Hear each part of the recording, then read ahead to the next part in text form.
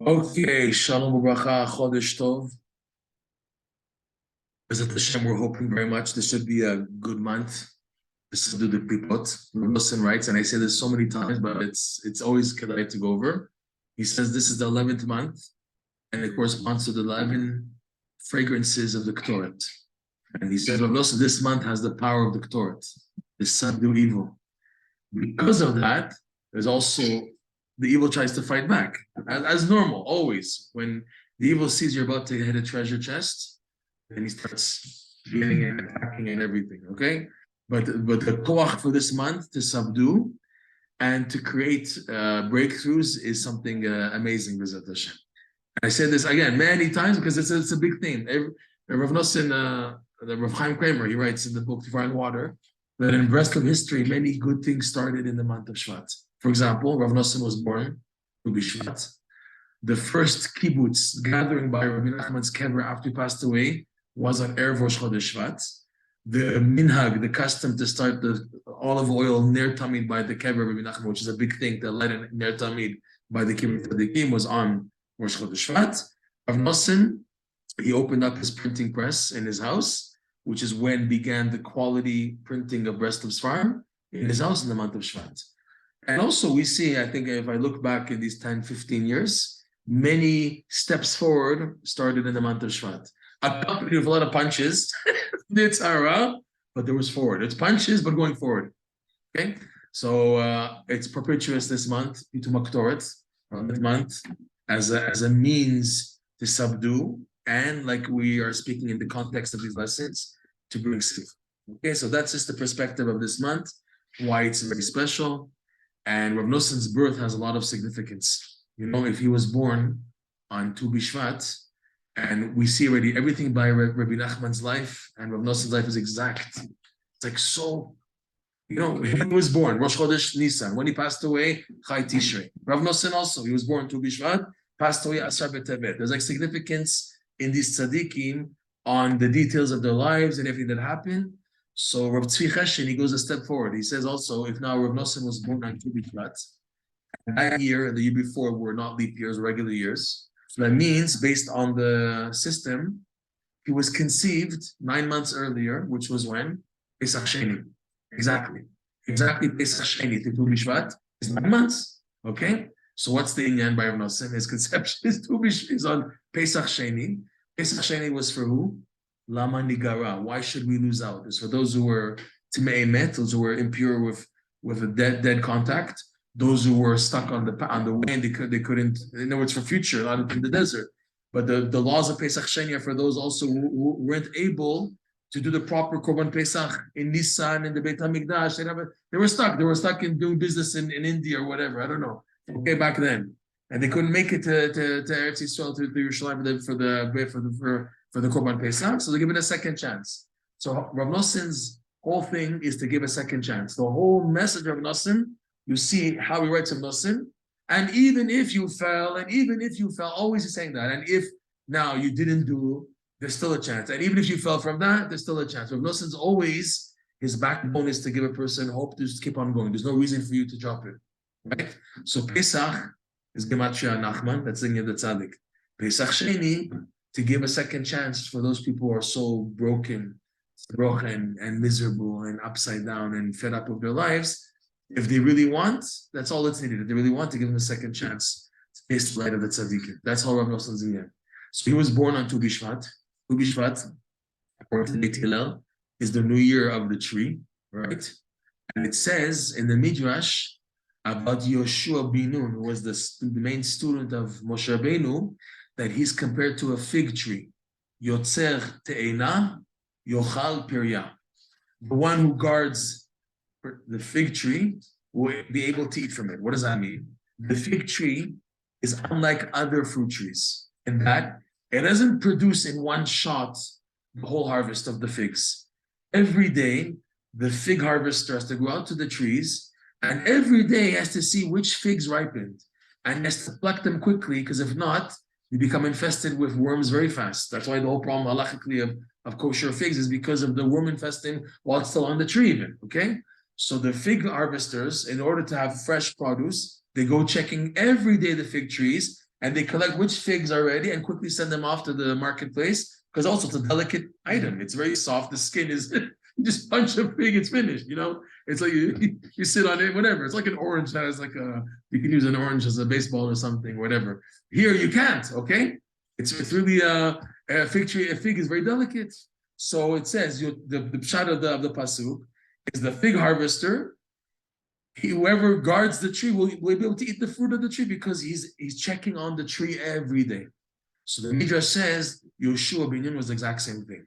Yoshua ben Nun wasn't one of the top Talmidei Chachamim in the time of Moshe Rabbeinu. You had the 70 elders, you had Chor, you had Aaron. Yoshua was the one who prepared just imagine like in a little base midrash in Yerushalayim here, and like the Sephardi Beit Midrash, where there's a guy preparing the benches and he's serving tea and cookies and people are listening to a shir. There's a shir, they're obviously going to shir, and they bring out the Moroccan tea and the nice Sephardi cookies. He was like that. The Midrash says, Moshe Rabbeinu asked Hashem, who's going to replace me? So Hashem told Moshe Rabbeinu, the one who prepared the safsalim, the one who prepared the benches, he's going to replace. You would think, what?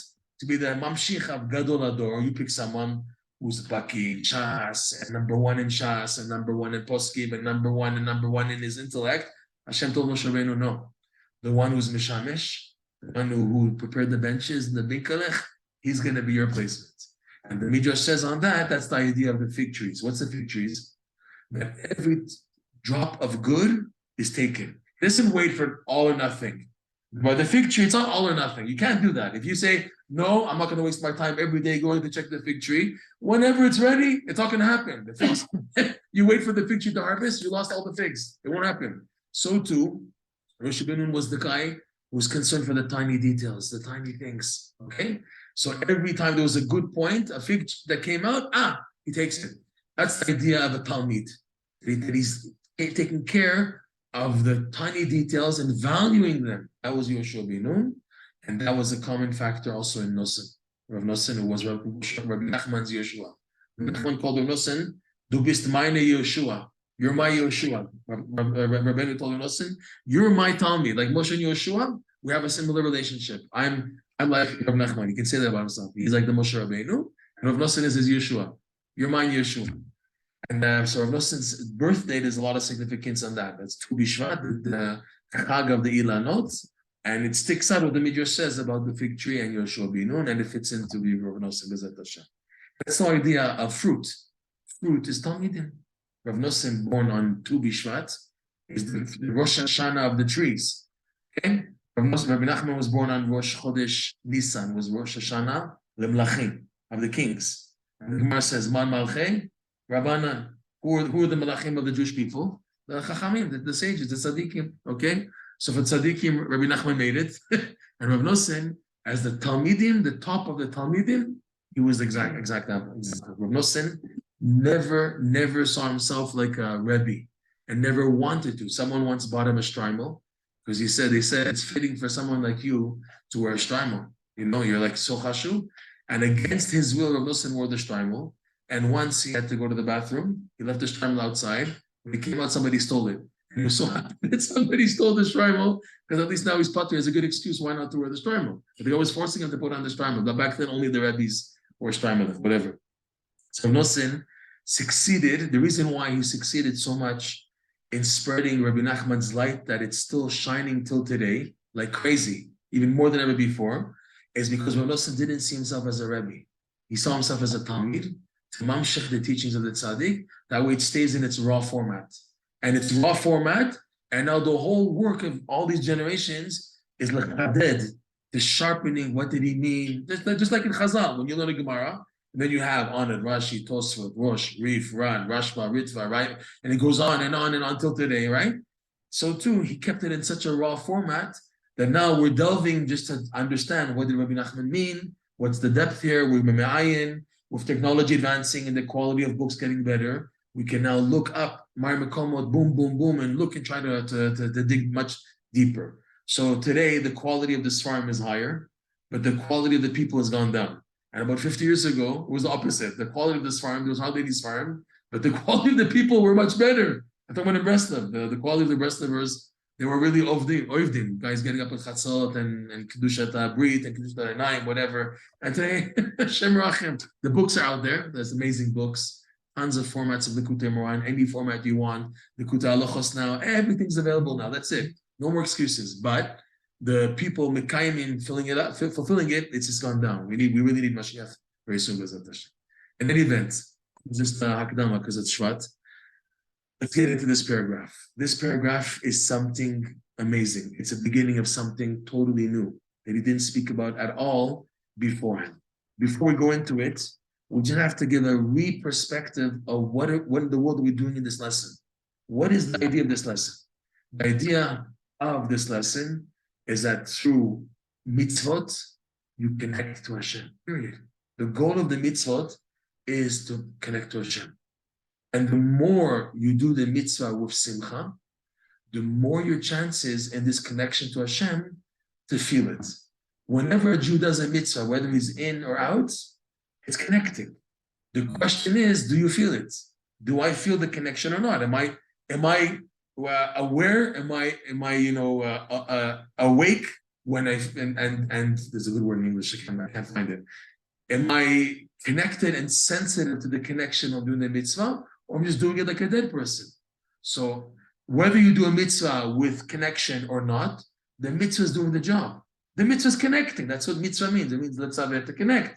The question is, am I now physically aware? Am I getting the connection or not?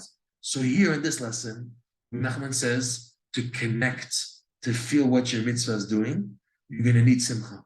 Doing the mitzvah with simcha is what propels the mitzvah, number one, okay? What does it mean propel? Even if you were not to do the mitzvah b'simcha, it does something. But now to propel you in your conscious state to feel what the mitzvah is doing, to feel the connection, which is the goal. The whole goal of the mitzvot is Hashem wants his awareness to be made in this world. Hashem wants that awareness to be made. That's the goal. You should see Hashem everywhere. So now that's the goal of the mitzvah. Now me feeling it is through doing the mitzvah b'simcha. So with that said, you see that the goal of the mitzvah b'simcha is in a sense an intellectual pursuit. Because my goal of the mitzvah is to be able to connect and feel and to have a conception of Hashem in my life. So it's all of the brain, mitzvah. The idea of the mitzvah that he's saying here is that you should feel the connection to God. You should have the infinite light shining into you, which means what? That you should have the machshava, your mind connected to Hashem at the highest of levels. It's all intellect, right? Yet he's going to say something here which pushes it off totally. It's true that the goal of the mitzvah and the simcha is that it gets you into things. You know, he says many times, Rav Nosson and Rabbeinu also, and then he says it in Sichot Hara and in Chai Moran, the biggest consolation of a person in life is we understand what's happening to him in life. We have a perspective what's going on. Now, like nafal ha'asimon. Now the coin fell in the right place. Now, like the light bulb. Now I got it. Now I got it. Now I got the idea what Hashem is trying to tell me. All these things. Now I understand the message he was trying to tell me. Now it's clear. I'm trying to figure out why Hashem. Why me bombarded with another difficulty. And all of a sudden Hashem opens your eyes to see, you know why it's happening? Because this wasn't put in the right place. All I have to do is switch this little tiny thing. So that's what all this was for. You know, Hashem, you couldn't tell me in a different way. You have to do so many things to get me to wake up. And yet Hashem does that purposely, because the gain that a person gets was at Hashem through difficulties and then understanding, the experience is much, much higher if someone didn't have those challenges and setbacks and yisurim and everything in order to perceive. Okay, so Hashem does things in an amazing way. But the point is, the greatest nechama in life is when the da'at is open. He says that clearly, Rabbeinu in Chai Moran, in the book Tzaddik. When Hashem shows a person what he's doing, that's the biggest console. You can't handle anything. There's no more suffering anymore. When you know what's happening and it's clear, that's it. You can do it. You can take upon any challenge in life they throw you. I'm ready, because you have that, right? He says it's a famous teaching that tsar is only cut from cheson hadat. When a person's lacking that, that's when he's suffering. Oh, why this? Why? But when they open the dat, everything's clear. I don't suffer anymore. It's totally clear. Okay? So that is a consolation. That is a key to being connected to Hashem. But there's a trick. There's a trick in that. And you need to join with that what is called Emunah. Look what he says here. וצריך להמשיך אמונה לתוך ברכת השכל. Okay, he said until now that when your mitzvah is on a move, there's momentum because you're doing a mitzvah with joy. Okay, and the mitzvah has energy like molecules. It gets the world around you moving towards Hashem. In other words, towards what you're trying to do. The whole world now comes to help you, Bezat Hashem, to go forward. The next stage is you activate what's called bracha. And the main bracha, we went into this in many, many classes, these past 2 paragraphs, paragraph Hey and Dalit in this lesson. The main bracha is what's called Birkat HaSechel, the intellect, okay? And when you have the Birkat HaSechel, that is the initial vessel to prepare you to receive the infinite light, which is way above your Sechel. Way above the Birkat HaSechel is infinite light, but the blessing of intellect will be used to shine what's way above you into you. It's like this idea is very common. It's that the pshat of the Torah is a basis for the sod. And this Kabbalah, the Kabbalah is based on the pshat. The Kabbalah is based on the Yesodot found in the Gemara, in the Mishnah, in the Chumash.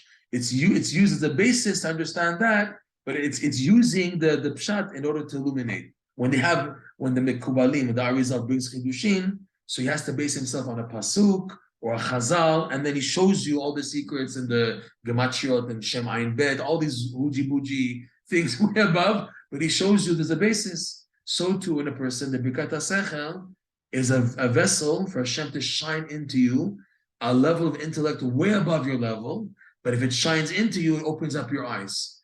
And you're not connected to it, but it's being used to shine into you this light, okay? So he says, that outside the Birkat HaSechel. Now he says something very important. He says, "V'tzarich lamshich emunah letoch birkat hasechel." But you must be careful. When Hashem is good to you, and He's opening you up in life to have an intellectual pursuit, you feel you're on the run because things are going amazing. The mitzvot are being done with simcha, and when you're in a simcha-dik mentality, everything is positive. When a person is able to maintain a simcha perspective in life, he sees everything clear, the right perspective. As opposed to someone who's depressed and worried, he sees the solution right in front of his face, but he can't see it because he's so mumbled by what he's going through. Everything is mixed up. The solution is right in front of your eyes. He doesn't see it because he's full of daigus, worries, and sadness and depression. But when a person has simcha, he sees the right button, he sees what to do, he gets good advice. Things come his way as something which is beneficial, something which is productive, okay? So this is the idea of the Birkat HaSechel. He's saying here, "Tzarich lamshich emunah letoch Birkat HaSechel." Wow.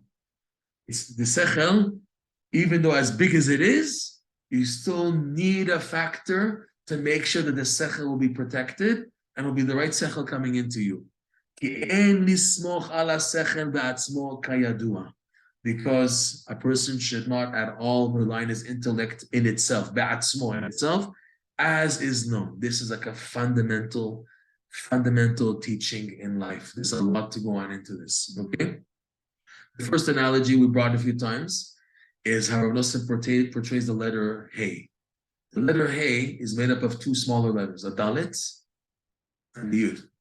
Okay? In the Kabbalah, Dalet corresponds to Emunah, because Emunah means what? Delet la bigarma klum. It has, Dalet is delete. It has nothing of its own. What is Emunah? Emunah is you don't have a grasp of the item, but I believe in it. I believe it exists. I can't see it clearly, but I believe in it. I don't have a grasp. A grasp is something which is concrete and you can feel it, and I can grasp the sugya, grasp the idea. That's sechel. Emunah is I have no grasp, but I believe. I have Emunah. I believe in the Torah. I believe in the tzaddikim. I believe in Hashem. I believe that my mitzvahs do something. I don't see how, but I believe. Okay, that's Emunah. It's a big thing, Emunah. Okay, that's the idea of the Dalet. And the Yud is called Chokhmah because a Yud is like a drop. Every drop of something has a value. It's a something. A Yud is like a drop. It has value. It has essence. It's solid. Okay, that's the idea of the Yud. That's Chokhmah. Okay. In the letter Hey, we take the Yud and put it in the Dalet. In other words, that as much as you are intellectually inclined, as much as you're intellectually developed, talking about even the Torah, forget about the secular world, just in the Torah even. In the Torah world, you're so developed in your mind and understanding, and you have a clarity, and you have a good Yiddish chop, they call it has to be put in the dalet. It has to be in the cup of the Emunah. All sechel has to have a basis of Emunah. If it doesn't, it's in danger. If Chas v'Shalom, God forbid, a person's whole perspective of Torah study as an intellectual pursuit, he missed the point. He missed the point. Forget it. Finished. The person gets so overwhelmed and over concerned with the intellectual sharpness, because the Torah has a lot of sharpness. We're not going to deny that. The Torah is unbelievable. Just go to learn a Gemara, a Sugya Gemara. It doesn't end. If you want, you can go on and on and on. You have to stop it to end if you're capable at that level to go on and on and on and to Makshia, the Tosfot, and then there's a Mistad there. They all, they just keep on going on and on and on and on. It can go on, no problem. That's the sharpness of the Torah. And you have a mitzvah to sharpen your brain to the maximum of Torah study, but not to forget it's in the cup of Emunah. After you take all that and you put it in Emunah, that's the trick of life. This is the biggest trick of being a Yid. And I want there's the intellectual pursuit, but bottom line, it's in a cup which is bigger than it. What can be bigger than the intellect of the Torah? The cup of Emunah. Like Rashi brings from Chazal, Tachlit Torah is Tshuva Masim Tovim. Torah study is not the goal. Torah study has a higher goal. What's the higher goal of Torah study? Tshuva, which is an Emunah act Emunah of repenting, coming back to Hashem. He's beyond you. I don't have a grasp, Hashem, I'm far from you. That's an Emunah act. And good deeds, that I believe in the good deeds, that the Torah is enhancing, the Torah study enhancing, is to enhance my tefillin mitzvah of putting on tefillin, my tzitzit, my Shabbat, my staka, my speech, my eyes, my dan lekaf zchut, my ben adam lechavero, my ben adam lemakom. It's to enhance who I am. But to do that, I have to put the Torah on something bigger, and that's the cup of Emunah. The rest of us would say something phenomenal. This is from Siach Sefer Kodesh, volume 6. He says like this, unbelievable. When I read it, this, by the way, I don't know why, this paragraph is my favorite paragraph of this lesson, and the Likutey Tfilot on this tiny paragraph is like, for me, the spitz. I don't know why. It's unbelievable, this paragraph, okay? The rest of us would say like this, if now, when learning Torah, you're using as the goal your maximum intellectual capacity as the goal for the Torah study to go into that, that's all you get. You've limited the maximum access of the Torah because you put it, the blocker that you put is that how much I can maximum intellectually understand it, and that's the goal. And in that, I'm studying the Torah, I'm learning, I'm going into whatever I'm going at every level. This applies if it's Chumash Rashi, Halacha, Gemara, of course, Midrash, anything you're learning. If now intellect, and the goal of the learning is how, in other words, you made it as your stopper, my maximum intellectual capacity to understand it, that's all you get. Whereas, this is a powerful statement, if now, whenever you're learning Torah, always, it's connected with Ein Sof. That Hashem is beyond me. This Torah is connected to the infinite light, which is beyond me. Anything I'm doing, it's connected to Ein Sof, which is Emunah. I believe, Hashem, that these words of Torah, they go farther than I can even imagine. So now you don't put the blocker here by your maximum brain, you put the blocker in something which has no limit, Emunah. So now you allow for the Torah that you're learning, with your intellectual capacity, yes, but because the stopper is way above, it's an Emunah, so now you have more of a chance of grasping much more because of the Emunah base, so then you allow for more potential of understanding whatever it is to enter yourself. Expanded Beit Kibbul? Yes, and it's unlimited. The Emunah is an unlimited, expanded Beit Kibbul. Unbelievable. Unlimited, your Emunah can grow and grow. The definition of Emunah means there's no end. We say Emunah, okay, in Emunah there's endless levels. It's true. And who says endless levels? But in itself, just like intellect has endless levels, fine. But Emunah is something which is a cup and it allows for much more to come in life. When you're studying Torah and Emunah, that Torah goes much more longer than someone who's just learning as an intellectual pursuit. When you're doing mitzvot out of Emunah, again, your mitzvah goes much more, it's much more enhanced. The Emunah enhances anything you're doing. When it's connected with the Emunah, it's enhanced. Billion times more. Endlessly, you put something that allows, I have a small charger, okay, I have a small power pack. Now I charge it to something that's like a bulldozer, the size of a building, of a country, of a building, whatever. So it's now stronger. It's something tiny that you're doing, but now it's within something which has an endless limit. So he says, this is the word of Rabbeinu Betzarich, Namshich Emunah letoch birkat hasecha. Don't forget this point. Don't get carried away. In other words, the intellect is a blessing, it's a chokhmah, but it's a stepping stone for what? For Emunah. Rav Nosson explains it very nicely in the Likutey Moharan. He says like this: we know in the Kabbalah that there are 4 worlds, the 4 dimensions: Atzilut, Bria, Yetzirah, Asiya. The 4 levels, the 4 worlds. Right? This is the world of Asiya, the world of action, the lowest world.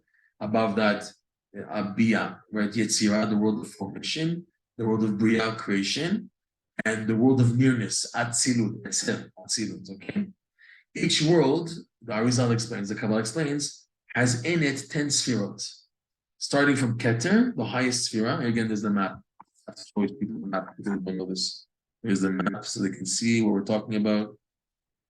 Second. There's the funny map. Where are you? Oh, come on. Oh, no, we need you now. Not a time when we need you. It's coming. 1 second. Lesson 31. It's after 31. 1 second. 31, 32.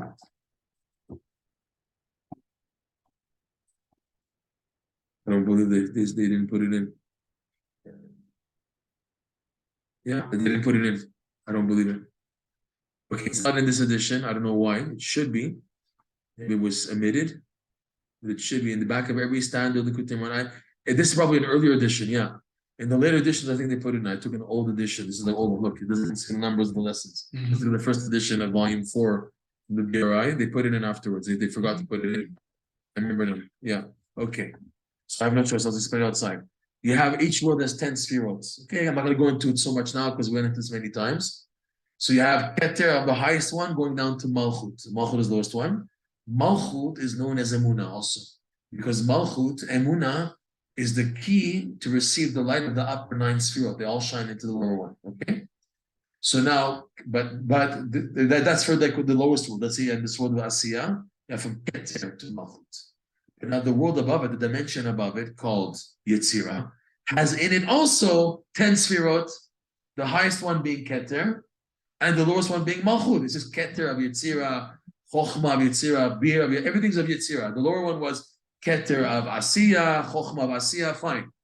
But the Malchut of this world, which is Emunah, is still higher than the Keter of the lower world. And those Keter is the maximum you can reach in perception of God, but in the lower world of Asiya. But doesn't come to even the bottom of Emunah, of Malchut, of the next world, the next dimension of Yetzirah, the next 10 sefirot, the bottom one is Malchut, which is Emunah, is still higher than the Keter. So Nosson explains like this. This is how it is in life. Sechel Emunah, Sechel Emunah. That's how life is. That you're looking to perceive something in life to advance. And it's many days and years, whatever, of Emunah, of davening and working to continue until Hashem opens the doors and you have a perception. You, like, for example, on a simple level, the way a 60-year-old person thinks and the way a 10-year-old person thinks is totally different. Why? Because he's advanced. Okay. What is built in his advance? Not just learning, but experience, life's experiences, the challenges in life have made this 60-year-old person not just, I'm more knowledgeable because I've lived another 50 years, but I've gone through so many tests in life which require Emunah that I'm able to perceive things that even if you were to learn everything I went through in a textbook, you will be able to get it. You won't get it from a textbook. You have to go through experience of life, which involves a lot of Emunah, okay? That's 10 to 60 years old, okay? So to also a person is advancing intellectually, and then boom, he's hit with a challenge. difficulty. What Hashem are you trying to tell me? What is my purpose life? What do I need to do? So now he needs to go in Emunah mode and work on that. And all the things he's learning, it's in this cup of Emunah because there's still something beyond him until that also becomes perceived. And once that's perceived, he's now gone up to a higher level of Emunah now, a higher challenge. They're pushing him for a higher perception, and it requires a higher level of Emunah. It's like in these worlds, you have Emunah, 10 Sfirot, Emunah. That's how it is in a person's life. The words higher level of Emunah. I'm at a level of Emunah now. What is a higher level? As we said, Emunah is mainly regarding what's beyond your capacity. If your capacity is here, that means a person's Emunah would be right over here. If the person's capacity went up like that, so the level of awareness of Hashem. Yeah. So if the capacity goes up, your now Emunah also went up. It's a higher level now. Yeah. You need more Emunah to perceive what's beyond you at the new capacity. That's what life is. Obviously, if you're using your life properly. The person is learning Torah in order to come close to Hashem. That's my goal. My goal is really to connect to Hashem, period. That's all. So the learning the Torah now is drinking the cup of Emunah, and the person will be faced with times in it that he has a clarity, has a perception of God, but then they close it because now you ready for the next level? Initial level, Emunah, okay? Avodat Yisrael, I think that's the Magid of Koznitz. Avodat Kodesh, I think. I forgot the name. Or Avodat HaKodesh, Avodat Yisrael. I don't know who it is. Or it's the Chida, Avodat HaKodesh, or it's the Magid of Koznitz. They say a solid proof that relying on intellect means absolutely nothing. He says you can take a clear example of scientists in the world. Okay? You look at today's scientists, and look at scientists 100 years ago. The scientists today, they laugh at the conclusions of the scientists and the doctors from 100 years ago. They laugh at them. Mm-hmm. You thought this and this and that, and now we know it's not that. So he says, you see that they're always changing. Because the intellect, the perception of intellect is always changing, it's something you can't rely on. It's not firm. Emunah is firm. Emunah always in Hashem, in the Torah, in the tzaddikim, Emunah in yourself, that you're about you. What's changing is the depth of that Emunah, but it's the Emunah in Hashem. Moshe Rabbeinu and the little Zalman from who works in the pizza store, they both put on the same tefillin. They both say Baruch Atah Hashem. The depth that Moshe Rabbeinu has when he says Hashem's name, and the depth of the pizza guy, the depth of Emunah behind how they feel Hashem, how they believe in Hashem when they say the name, that's what's different. But we're serving the same God, the same mitzvah, the same Arba Minim that Moshe Rabbeinu took, and the Arba Minim that I take are the same. Also, my Arba Minim meet the parameters of Halacha. I'm okay. I'm within the parameters of Moshe Rabbeinu's Lulav and Etrog also. What's the difference? Is my Emunah behind what I'm doing, the depth of the Emunah that I'm doing. That's what changes, but it's the same Emunah. Whereas Chokhmah, the person now uses, like people who are kofrim, people who don't believe, atheists, and their whole thing is pursuit of the intellect, intellectual. But you dummies, 100 years from now, they'll laugh at your perspective of what you concluded. They're gonna make fun of you. They may say, yeah, we honor him at his time, but we're laughing. We can't. They have different assumptions now, and they have presumptions, and things are based on different things. So because of that, you can never base yourself fully on intellect. So what can you base yourself on? That's Emunah. The basis of the Torah is always more going back into Emunah. That's the key. This is also, as they say, coming up on the pasuk he's going to bring Vayadav Emunah. He's going to be bringing up later on in this section here, this section 6. He says a pasuk Vayadav Emunah. But you have to draw Emunah into the hands. And the hands, he said earlier, correspond to the sechel. Like it says by Yaakov Avinu, Sikel et Yadav, the sechel and the intellect in the hands. And it says there that he says nicely with Chaim Kramer, that in the war against Amalek, and Amalek was an atheist. That means he had foreign philosophical, alienated ideologies against Hashem. So the Emunah in Moshe Rabbeinu's hands was Emunah. What does that mean? In this war against Amalek, Moshe Rabbeinu was infusing Emunah in his hands to protect the Torah quality that he's going to give to the Am Yisrael, that should be protected from all alien philosophies and alien ideologies of Amalek style ideologies. Okay? This idea of Emunah protecting it.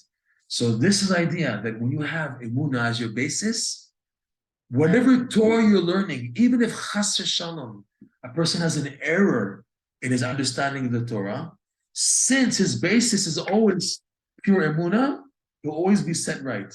Even if there's a mistake in understanding, person learned halacha and he made a mistake for years, but because his whole intent in serving Hashem was honest and pure, and it continues to be, and his whole goal is to believe in Hashem, even if he made a mistake, he eventually will be put back on the right path. Bezat Hashem will come back. Even if it was a mistake, the damage will be corrected because of his emunah that he has.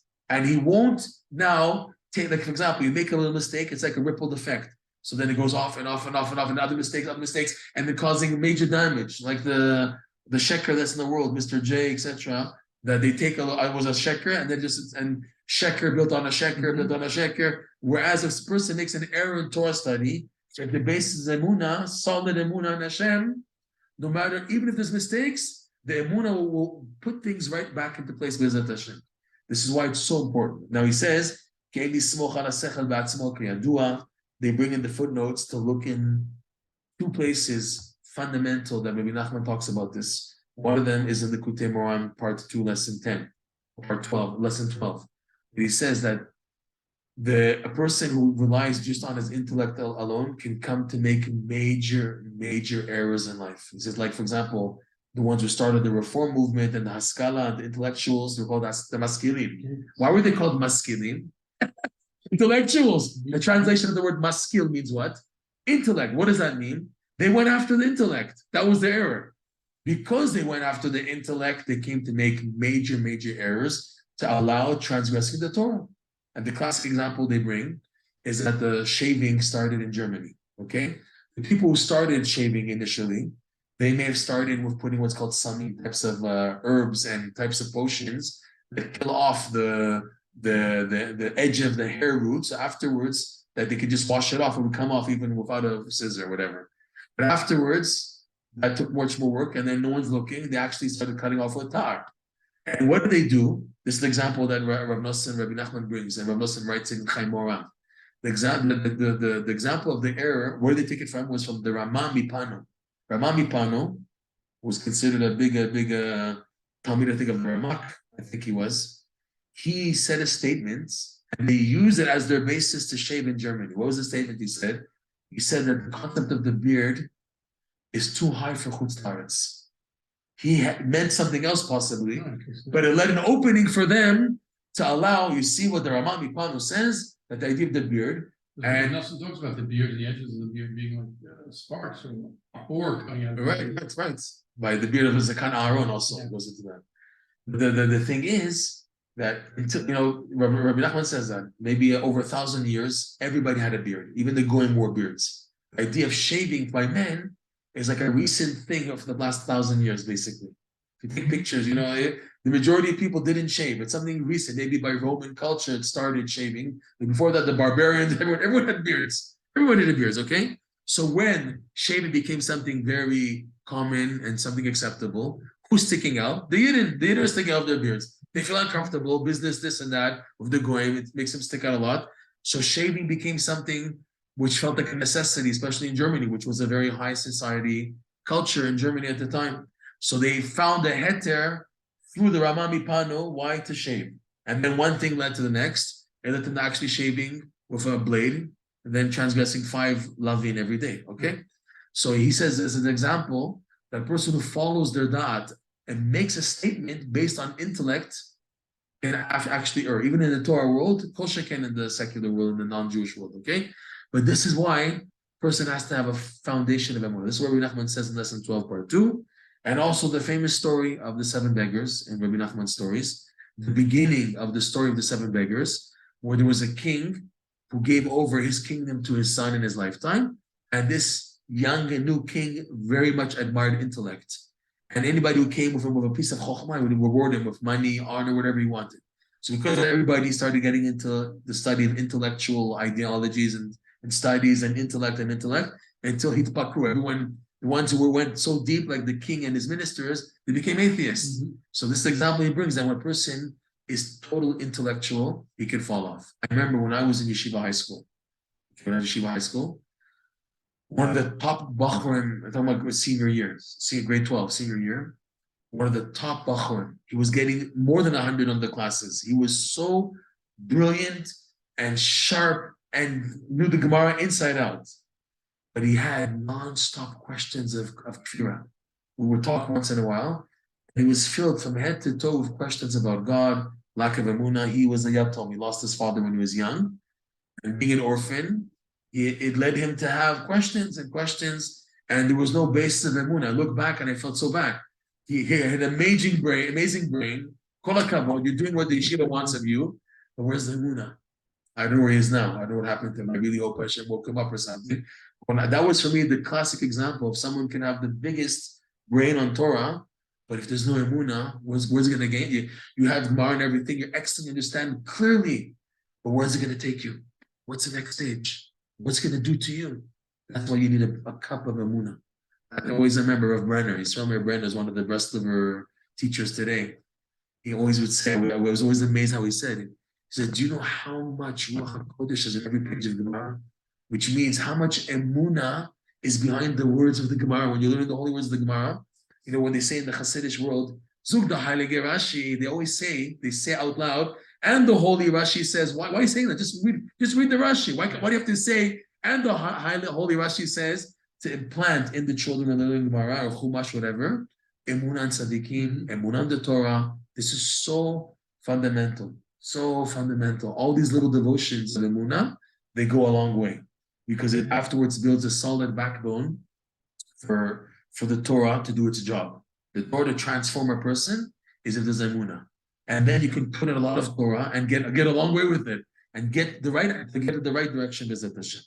So this is what he's warning here. Rabbeinu is warning very much. As much as now the mitzvah with Simcha itself is a devotion of Emunah, by the way. Simcha by itself requires Emunah. You can only be b'simcha if you believe that you have a value. If how could you have a simcha doing a mitzvah? Only if you believe Hashem wants my tefillin, Hashem wants my tzitzit, Hashem wants my bracha, Hashem wants this. How do I know? I believe in it. I don't know. I believe in this. So already simcha is a result. It's a byproduct of Emunah. You're starting with an Emunah item, a devotion, an action, an activity of simcha. It leads you to more better mitzvah performance. The mitzvah performance now gets your brain running, gets you the bracha of sechel and everything, because you're after to pursue Hashem. But then you have a warning: stop Emunah. Now make sure you put Emunah, because if you don't put Emunah, your bikata sechel will not be a vessel to become afterwards what's called the 9 chambers, the 9 vessels, the 9 hechalin, the tesha hechalin, which will be the vessel to receive the infinite light. If there's no Emunah, it won't work. It won't work. If you're missing Emunah, this story I say a few times, but it's so important. The Rav Nachman Tulchener wasn't such a gaon in the Torah as was, for example, another student of Rav Nosson, the Cherner Rav Nachman Goldstein of Chern. The Cherner Rav was a Rav. He was a gaon. He wrote tons of Sfarim. He was inside out in every area of the Torah. In Shas, Poskim, Midrash, Psukim, Kabbalah, Zohar, you name it. The person had everything, okay? And yet, Rav Nachman Tulchener will be able to explain a Midrash based on the elaborations and introductions from the best of teachings and open it in such a way that even the Cherner was amazed. And the Rav Nachman Tulchener was always embarrassed to talk in front of the Cherner Rav. He was always scared to speak. When he knew he was around, he wouldn't talk. If he wasn't around, then he would speak. That's how much he had a reverence and a fear for the Cherner Rav. So the Cherner Rav knew this. Once when he came to Uman, because the Rav Nachman Tulchener lived in Uman, the Cherner Rav lived in Chern. It was a far distance, eastern Ukraine to middle Ukraine, okay? So once the Cherner Rav was in Uman, and Rav Nachman Tulchener started to explain the Midrash, and he was eavesdropping in the back, so he couldn't see who was listening. He was so amazed. He came out from the hiding, and he said to the Rav Nachman Tulchener, I can't figure this out. I've learned this Midrash at least 1,000 times. I never saw the way that you're bringing it out. It's such an amazing way. I never saw it like that. What's the idea here is as much as the person has depth in his intellect, what will shine clarity and hasaga in the Torah you're learning is the basis of the Emunah. That's why he's saying it's so important that you should have Emunah. I remember once I was walking over Michael Dorfman on Shabbos morning. We were davening together in the rest of Shul nets, and then we were walking home. very few people. We're all American, or North Americans. It was Rav Nosson Maimon. Shimon Glasser should have a major refuah shlema. Shimon ben Rachel. He's now on. He's like he's a vegetable in bed. Hashem should help him. And me, we were the three musketeers, and other people would join sometimes. And once it was like a Litvish yeshiva bachor who was eating Shabbos, I think, by Rav Nosson Maimon. So he asked for Michal. Right before Michal would go into his house, he would stop and look at us, and the profound Emunah and Tmimut in his words, or Michal's words, last with me forever.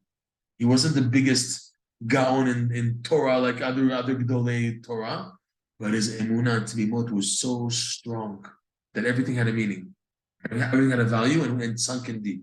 So this Litvish Bachar asked Rav Michal Dorfman, please give me a bracha for I should be masliach, I should succeed in my learning and my Torah study and everything. So Michal said to him, I'm going to give you a bracha. You should have Tmimut and Pshitut, which is why the Emunah, Rav Nosson, the prayer connects Tmimut, simplicity, and straightforwardness with Emunah in this prayer. He said, I give you a blessing, you should have simplicity and straightforwardness, because that's the key for the Torah study. The key for the Torah, I'll give you a bracha for that, and automatically you'll have the Torah that you need, okay? It's the quality of the Torah. For sure, it's quantity. We have to strive. Rabbeinu says you have to strive for quantity and quality. But what determines the quality of your Torah is how much Emunah is behind it. That's why a person should always be working on Emunah, and in that, put in Torah study. It's so important. That people are very intellectually inclined, it's not easy for them. Rav Shmuel Shapira was one of the best of elders in the previous generation. He was one of the top students in the Etz Chaim Slobodka Yeshiva here in Yerushalayim, Rabbi Yisrael Zalman Meltzer. He was one of the top brains. His chavrutas were the leaders of the next generation of Gedolei Torah. His chavruta, for example, was Shlomo Zalman Auerbach. He had big people who were learning with him, who became afterwards big leaders in Am Yisrael. He had a brain. He had a moach. It was really, and for him to become a Brestover, they remember, the elders remember seeing him crying nonstop, help me to get out my chokhmah. He was too much, he had to daven to get out his chokhmah, and he worked to such a degree when you saw him towards the end of his life, that you saw this guy, you thought he was a simple Jew, and that's it. He worked on himself. It's not that Chas Shalom he threw out of the garbage, the intellect, but he built a cup of Emunah that would bypass, as smart as he was, he put that in the cup of Emunah, because he knew that's where you have to invest in business. So on top of this, it was a lot, it was heavy. We should be Zocher B'ezrat Hashem to work on the Emunah, because this is the key for the Birkat HaSechel, as big as intellect in Torah, to buy all the art scroll books, because there's tons of books now, there's no end. They have everything in English, Orach Chaim, Ramban, Midrash Rabbah, Kitzur Shulchan Aruch, Mishnah Berurah, anything you want. Torah, Nevi'im, Ketuvim, Mishnah, Gemara, everything. Now they're translating the Zohar now, they're translating art scroll. Unbelievable. It doesn't end. Soon the Kitvei Ari, you never know where it's going to go. But the thing is, that as much as intellect is so desirable, okay, it's so desirable, but the key is Emunah. It's like also just one thing I have to say, that Yaakov Avinu, Rav Nosson says, corresponds to the Torah Shebichtav, Rachel is the Torah Sheba'al Peh, and Leah is prayer. Leah says, and Tihi Einei Leah Rakot, and Leah was always crying and davening to Hashem, I shouldn't fall into the hands of Esau. And Rachel is like the Gemara says, that the Rachel, the sheep, is compared to a Torah, the oral Torah. Ma Rachel hazeh, every part of the body of a sheep is useful. From the hair, you can make wool garments. The meat you can eat.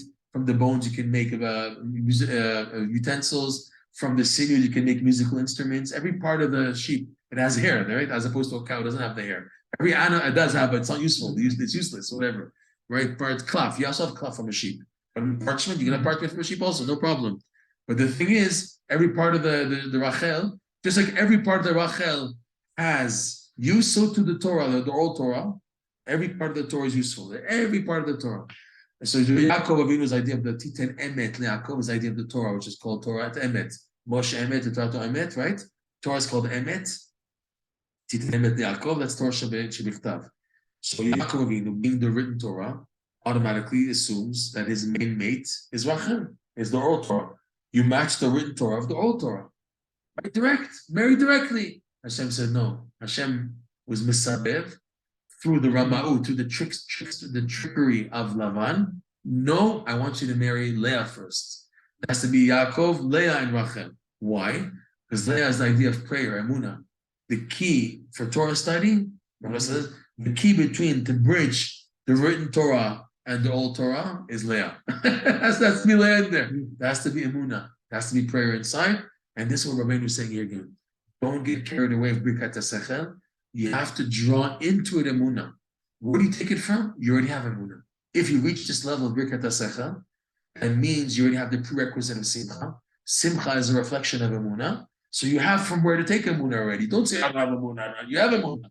Because you got to this level of Birkat HaSechel, you've proven to yourself that you have Emunah. That I have Simcha and the mitzvah is a sign of Emunah. So I can now be mamshich, I can draw now this Emunah into Birkat HaSechel.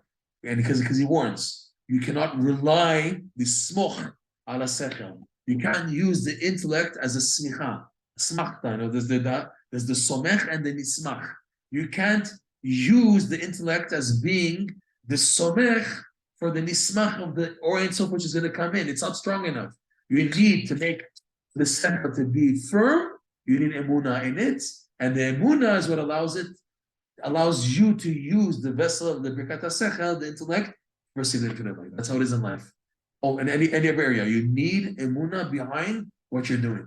My backbone, if it's subconscious, I have to bring it more to the conscious. I have to work on it, but the emunah has to be there, present as a dish. Yeah.